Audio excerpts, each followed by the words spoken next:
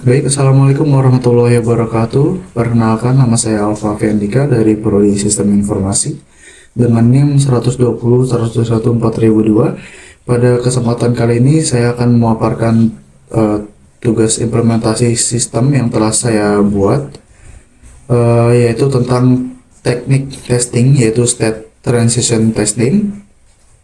Dimana sebelum itu saya akan menyampaikan beberapa outline yang akan kita bahas di beberapa menit ke depan, 3-5 menit ke depan, di mana ada pendahuluan, kemudian ada teori, contoh penggunaannya, dan implementasi tekniknya terhadap website nanti ya.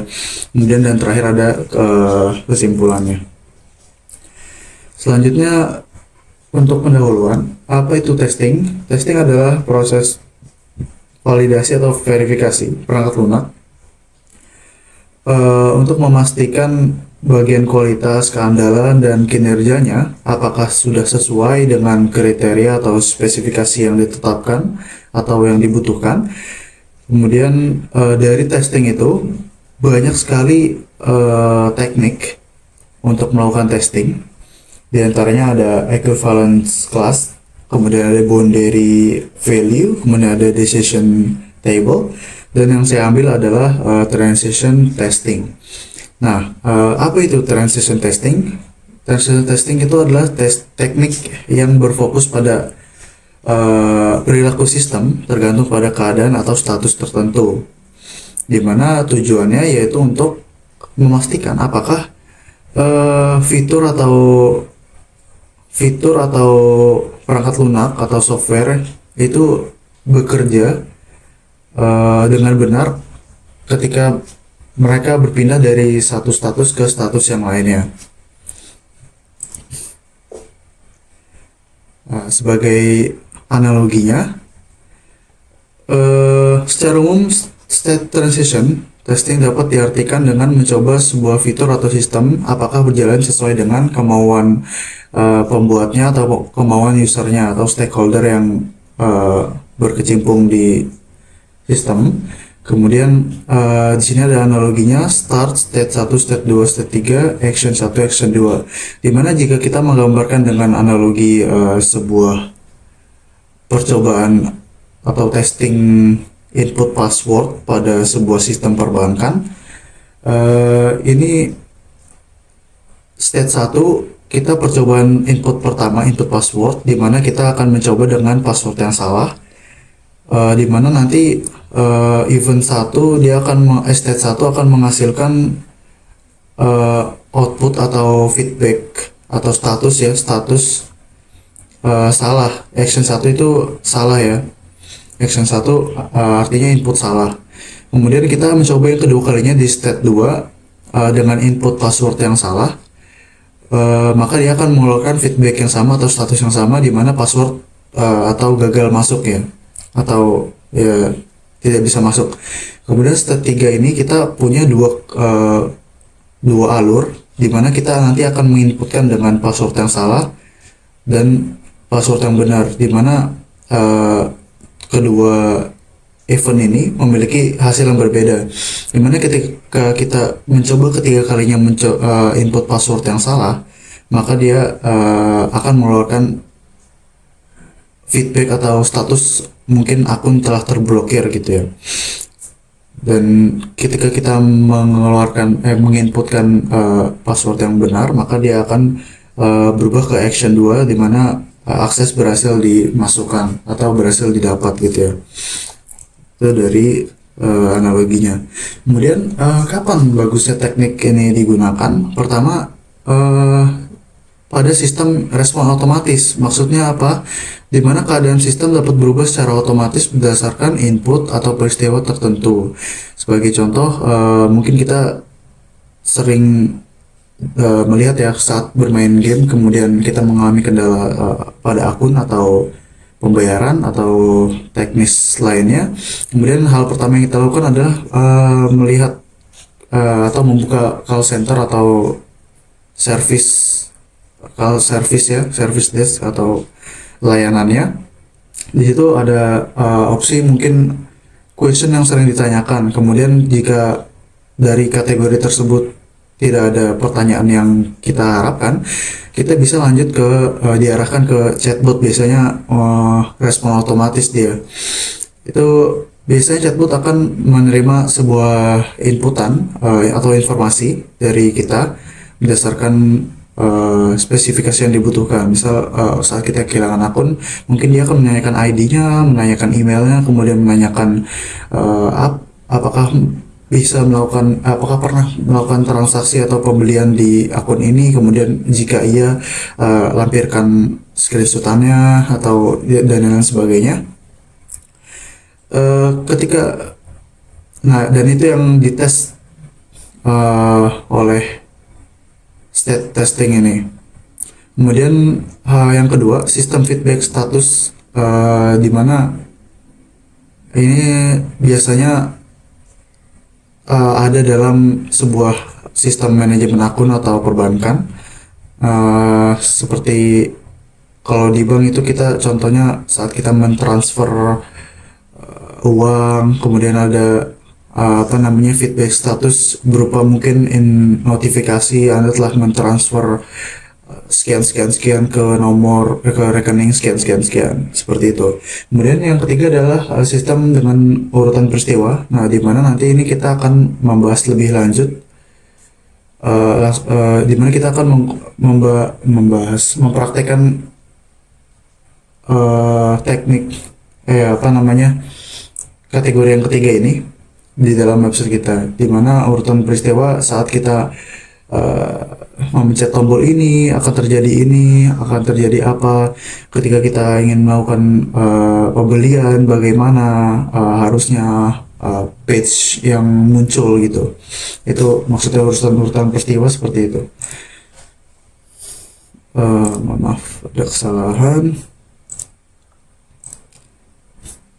Selanjutnya ini sudah kita akan men-testing sebuah website, yaitu Demoblaze. Website ini website platform belanja online yang dia menjual 3 kategori barang dari berbagai macam merek. Kategori pertama ada laptop, kategori kedua ada handphone, dan kategori ketiga ada monitor. Dimana saya sudah menyiapkan 3 test case ya, untuk testing atau diimplementasikan kepada website Demoblaze ini. Oh ya, di Demoblaze ini kita juga bisa melakukan checkout, kemudian masukkan ke keranjang, input, kemudian mengirim feedback pesan ke email ya. Cuman yang kita ambil nanti ada 4 saja. Langsung ke test case pertama. Pertama kita akan mengetes sebuah tombol navigasinya, fungsionalnya, apakah ini nanti berjalan dengan harapan si user atau sebaliknya ya.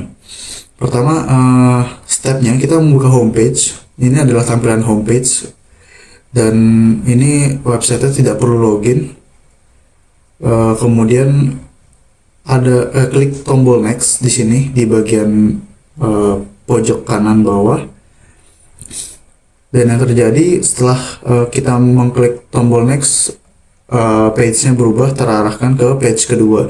Ini mungkin menurut saya itu kurang ada angka-angkanya di sini. Biasanya kan kalau misalnya kategori itu barang itu banyak. Cuman kalau dari analisis saya emang ini barangnya terlalu sedikit. Jadi emang sengaja dibuat 2 page doang. Nah, ini ketika kita pencet next, hasilnya seperti ini, dan kita ketika kembali ke klik tombol preview, dia akan kembali ke wujud yang seperti ini yang awal tadi, homepage yang pertama. Dan ini dikatakan berhasil karena sebagai sebuah tombol dia berfungsi ya. Selanjutnya kita akan ngecek sama previews dan nextnya, namun di sini kita tambahkan input kategori di sini ya. Jadi di sini ada kategori, ada handphone, laptop, dan monitor, dimana apakah ketika kita mencet kategorinya tombol ini masih bisa bekerja, previews dan nextnya, Untuk langkah-langkahnya, membuka homepage, kemudian klik kategori, kemudian klik tombol next dan previewsnya, dan setelah diujikan di website ternyata berfungsi dengan sempurna. Ini karena sekali lagi barangnya terlalu sedikit, jadi ketika kita mencet next, dia akan menampilkan kategori campuran di sini. Sebenarnya harusnya ketika karena barangnya sedikit ya, kita mencet kategori barangnya sedikit, itu harusnya tombol next itu nggak ada kalau menurut saya. Jadi untuk menghindari ambigu aja, tapi untuk sebagai tombol sekali lagi ini berfungsi masih ya. Selanjutnya, kelebihan. Selanjutnya kita akan mengecek fitur dari sebuah contact message, di mana kita akan melakukan sebuah inputan untuk mengkontak si pembuat website melalui email ya. Pertama, membuka homepage, kemudian klik fitur kontak, isi form seperti yang ada di gambar kiri ini, event 1, kemudian klik tombol send, dan ketika kita mengklik tombol send maka dia akan melakukan feedback atau respon ya, seperti ini, dimana tulisannya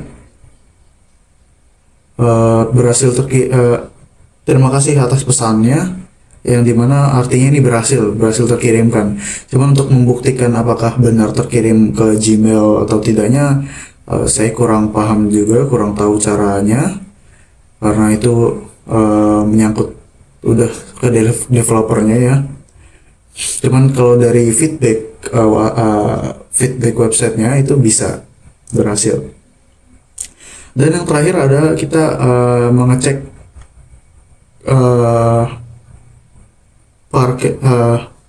purchase button, yaitu stepnya membuka homepage, kemudian tambahkan produk memang belum saya analogikan atau belum saya terapkan. Namun nanti kalau kita ngeklik produknya, nanti di situ ada add to cart atau tambahkan ke keranjang, kemudian nanti dia akan muncul di sini. Dan ketika sudah ada di keranjang ini, kita akan memencet tombol place order, kemudian kita akan menginputkan sebuah data diri sesuai dengan alamat kita. Kemudian ketika kita mencet purchase button, kita akan menerima semacam informasi bahwa kita telah melakukan pemesanan dengan ID 6165746 ya, dimana ini bisa dikatakan berhasil. Namun koreksi saya sekali lagi, ini tombol dia men-check out semua produk yang ada di keranjang. Jadi ketika kita misal nge-save beberapa produk dan kita mungkin nggak sengaja mencetnya 2 kali, atau mungkin kita cuma pengen beli yang ini nih, yang paling bawah atau yang paling atas, itu menurut saya fitur yang harus ada ya. Jadi kayak menyeleksi apa yang akan kita beli, apa yang akan kita seleksi untuk pembeliannya. Dan yang terakhir adalah kesimpulannya adalah semua testing itu mempunyai tujuan yang rata-rata sama, yaitu mengurangi tingkat bug, kemudian memastikan bahwa aplikasi atau sistem atau fitur berjalan dengan sesuai dengan yang diharapkan. Kemudian apakah aplikasi itu dapat memenuhi kebutuhan dari user atau stakeholder yang akan menggunakan, dan lain sebagainya. Kemudian namun fokus dari teknik state transition ini, dia lebih ke fungsional dari sebuah fitur atau tombol atau input, apakah dia nanti sesuai dengan atau perilakunya sesuai dengan yang dibutuhkan atau sesuai dengan yang dibuat atau tidak. Dan tentunya eh, state transition testing ini tidak bisa dilakukan hanya untuk menjadi patokan, satu patokan aja. Dia membutuhkan teknik-teknik lainnya untuk menyempurnakan aplikasi atau sistem yang nantinya akan dibuat. Mungkin itu mungkin seperti itu dari saya. Apabila banyak salahnya, saya mohon maaf yang sebesar-besarnya. Assalamualaikum warahmatullahi wabarakatuh.